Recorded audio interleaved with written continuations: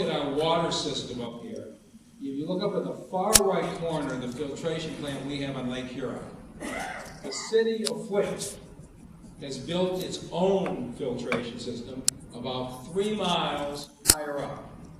They're going off of Detroit, and they are approaching our customers up there. And Oakland County had started a study. Could they go with them? Even Grosse Pointe Park had started a study. Could they do their own system? A big part of why this agreement is important is it's going to lock our region together. And so that was what I was afraid of. But your second point is, I assume your $400 million is right. The whole $400 million will go to the Great Lakes Water Authority. They'll write us a $50 million check. We will still collect our own rates, which we're doing now, for our own pipes. So what we will get now is not just the billings of Detroiters, which we have today, but all the billings we're collecting from Detroiters today, plus $50 million more coming from the rest of the region. So we're going to have the same amount of money to run the system. We're going to have $50 million a year more to go in and fix pipes. So we're going to be in much better shape than we were before. And when we stop, and I think we will stop, other communities from going off to Flint, it really stabilizes our finances for the long run. Does that make sense? Other questions? You're from the chemistry department. I'm the president of chemists at Detroit BWSD, and my remarks are such. City of Toronto, when they rebuilt their pipes, they separated the rain pipes from the sewage pipes. And then they were very successful. They did it in 3 parts. And they have no reason for those combined sewer control basins and so on, disinfection and so on. So are you planning to, when you are rebuilding the pipes, to separate the pipes? And we're going to look at that. A number of the newer suburbs separated their pipes and don't have the problems of the stormwater backing up in the basement because they were separated. So what you flush down your toilet or runs down your sink is in a separate pipe from what comes in off the street and comes down the storm drain. So the storms don't affect you if you're in a separated system. Detroit's system is so old that it would be cost prohibitive to go through and build a whole other set of sewer pipes. Will we do it in individual areas? Probably, and we'll look at in the capital plan. But at least what I'm being told is it would be far more cost effective to use our open green space to collect the stormwater than to build an entirely new system of underground pipes to transport it out to the river. And so, but we're going to look at all the options and see. Yeah. When Detroit gets back BWSD, does that mean we'll be city of Detroit workers, or will we still be separated because of the court order? That depends on how the order gets modified. I hope we will be back being Detroit workers. You have an odd situation today in that you get a Detroit paycheck, but you don't have any civil service protection. And we're going to have to deal with that on the court order. My next question is, what are you giving up as the complete owner of DWSD in lieu of the $50 million? Let's be clear. We are the complete owner of DWSD. We are not giving up ownership. We are not selling anything. What we are doing is leasing these pipes. So what we are doing is this. We are giving Oakland and Macomb and Wayne counties a voice in how the treatment plants and the regional sewer systems are run, where their residents are paying their bills. In exchange for that voice, they are giving us $50 million a year, and we have full control over the Detroit system. We're going to be able to rebuild our water mains in the Detroit system. So that's the basis of the agreement. Okay, my next question is, I work in contracts and grants. We do a lot of contracts regarding pipes, everything. How are you going to split us up? Because you got the sewer side and you got the water side. Right. And so that's why we've got 6 months. We're going to work that together. And we need to figure out who's local and who's regional. And my guess is that if we've got some operations where they do both, we're probably going to figure out 2 or 3 go over here and 2 or 3 go over there. Or maybe we'll keep them together and one authority will bill the other authority. That's something we're going to work out with the union leadership for the next 6 months. Okay, and then my president of the union wants to know who's paying for sewage from the regional system into the Detroit system. Today, 78 communities. No, once it's split up, who will we still? It'll be exactly the same. So those red pipes will still be paid by all 78 communities. Okay. The blue sewer lines that run down on neighborhood streets will be 100% Detroit. It'll be billed exactly as it is today. Okay. And then I think you answered this question I asked you. Where does the $50 million come from and how is it generated? So I think I explained it. So it's going to be generated by billing everybody in this region, and the first $50 million will be written to DWSD. Now, there's lots of ways there are savings generated. For example, I don't know if you followed this, but the last set of bonds that were sold saved us almost $100 million. Right now, Detroit's bond rating is very low. We're getting very bad interest rates. When we start to shift those borrowings over, and we got hundreds of millions of dollars in borrowings, to a state financed authority bond issue, those rates are going to come down. It's going to save us a great deal of money. That's going to fund actually a good part of the $50 million. It's going to come from the savings of the partnership with the region and the state. But it'll come out of the global pool. I'm also told, and I'm not the expert in this, that the way that we are processing the sewage to the treatment plant is a grossly energy inefficient way. So there could be significant energy savings with some different technology. And I know the teams are looking at that, but there's going to be projections. There's going to be major energy savings. But that's on the Great Lakes Water Authority. It's their job to manage the system in a way that they can pay us the $50 million. Okay, my last question. Once, if this is approved, and once it's separated, Great Lakes, the city employees that go to Great Lakes Water Authority, will they still be in the city's pension fund, or will they have to start all over? They will not have to start all over. And so we're going to have to do it one of 2 ways. We're going to work this out in the process. But this happens a lot of times when organizations change over. Either you'll stay in the city fund and the Great Lakes Water Authority will pay its contributions, or you'll take everything you have in the city fund, including your contributions that have invested, and you'll carry that all over to a new pension where you have a similar arrangement. Hell no. Which of those 2 approaches? Hell no. But you're going to be kept whole whichever way it works out. So everybody that's at DWSD, the ones that do go to the authority, they'll be given something in writing that they know exactly what is going to take place. Exactly. And we're going to work it out with the union presidents ahead of time in a way that you feel comfortable.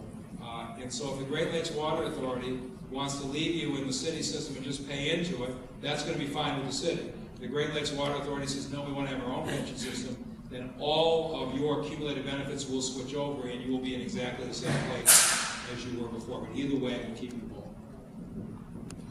I got some constituents over in my neighborhood. They got the storm drain issue. Right. Would you consider doing tax credits for them so that they can take the rainwater from the rain and separate it from the sewer water? You know what I'm saying? You know, I would love to do something like that. I have some ministers who are asking me the same thing near some of their churches. Right. There are places in this country that have done so-called green credits, that if you're doing things to retain water, you actually get credits off your bill. So what they're suggesting is something that's been done other places, and Alexis Wiley, our chief of staff, has already started to study that. So that's something we're going to look at very carefully. Yeah, I know they did it in Lansing up there. But last question before I go here.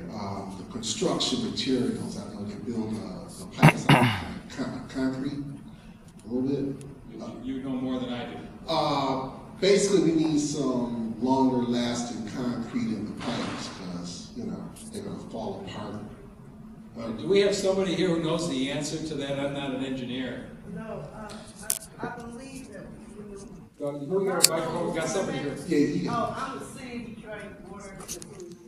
Hang on one second, I want to get you a microphone. Because I want to make sure everybody can hear your answer. I think I know the answer. So go ahead, tell us who you are and what you do. I'm Barbara Turner. I'm a customer service rep for the water department. When those water mains break, some of those pipes are still made of wood from when it was built back in whenever, in 1800s. So they only replace the pipes that burst. So some of those are still made of wood. Seriously. So they're replacing them with the concrete. And so, I don't want to exaggerate the effect of that. We do have some wood pipes left, not a lot. But the point is the right one. But over the years, when there's a break, the city patches the break. It doesn't go in. The city, DWSD patches the break. It doesn't want to replace it. And if anybody looked down in the sinkhole that was in front of the Coleman Young Center this winter, if you look down in there were bricks in there. It was built in the 1800s. They created the area in bricks that they ran the pipes through. It was like looking back a century and a half in time as you look down into that hole. And so the explanation is right. The city has for way too many years patched and not modernized, and we're going to change that. Sorry, who's next? Yes. Concerned about asset management. So I appreciate your concern with regards to all the water mains, but within the water treatment plants themselves, who is ultimately responsible for asset management? The pumps, the low lift stations, the high lift stations, those in distribution. Ultimately, who's responsible? The Great Lakes Water Authority will be responsible in 6 months. So it'll be their responsibility. I will expect to have conflict of what's to be versus what is, and then a gray area as to what really is. So say you do have some supplies that you need, that you know you need to operate correctly. Maybe they're only $28 parts, but if you can't get them and we have to wait 6 months, or is there something in place during this transition so that there's a safe haven to go to get small parts that we know are absolutely necessary? Can you get the parts today? I could, but they won't pay me for them. They're in my car. Okay, but let's get this question a different way. Can you get, you're buying parts out of your pocket? Yes, and they won't reimburse me. Oh. But maintenance is using them out of my car. They will not do it. But, I mean, it's not just that. It's not just those $28 parts. It's a lot of things like that. And the asset management program was pretty much wiped out for the new asset management program. So all that has to be rebuilt, and a lot of those things weren't addressed. So when we're in this interim phase and we're left on the home front getting our benefits nitpicked out of us, and we're trying so hard to keep morale up and do an incredible job as best we can, when this program was unveiled, it was the second day of my employ, and I went to a meeting where it was disclosed to the entire plant. We are going through this EMA, we're going to reorganize, and the one thing everyone here needs to know is that managers are not safe. There's nothing they can do to save their positions. The rest of you workers, you will be safe if you get degrees and have certifications. You will be fine. But what that put in place is 2.5 years of having leadership in place that's basically been told, not once, but I've been to 2 meetings, 1 year apart, where it was expressly stated just like that. So we're all working under people who have been told there's no hope for them in a way. And it makes for a really difficult environment, and I'm wondering what they're going to do, put in place some types of things so that acts of ill will are, This is what I find. Can you imagine if you got workers who have taken pay cuts, taken health care cuts, taken pension cuts, who are still so dedicated to keeping the system running that you're buying parts out of your own pocket? But there's a promise for change, and we all want that, and we're gonna stick to it. We love the city, we love what we do, it's important work. And we have an obligation to be respectful of what you're doing and your efforts. And the answer is, I don't know yet what I can do in the transition, but I've met an awful lot of really good people who are trying to do a good job. And I'm going to do what I can. I don't want to promise you something until I know, but I'm going to do what I can, and I appreciate the problem. I don't know why we can't wrap hearts. Any questions? Yes. Hi. Good evening. Good evening. Mayor, I have a simple question. Right now, I'm acting as the second vice president of AAA, and we have a set of employees that have a contract under this coalition agreement, and we have another set of employees that's over the water department who just don't fit in, and they're pretty much, they don't get 10%. So that's a very simple question. Is there something on your list to see that they get their 10%? I'm going to say this again, and I really don't want to spend a lot of time talking about the operations. The federal judge has set up a court order with a board that's doing what it's doing.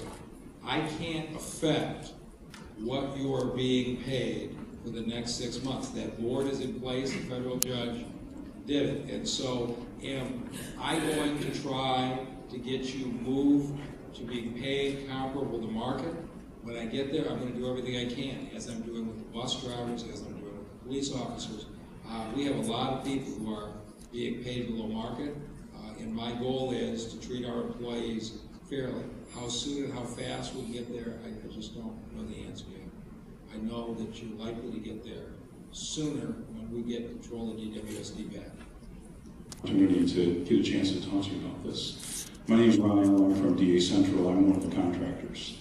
And we've actually worked for DWSD for about 15 years, helping to secure the water supply for southeastern Michigan. We consider that a privilege and an honor. And we're trying to figure out, how does this break up?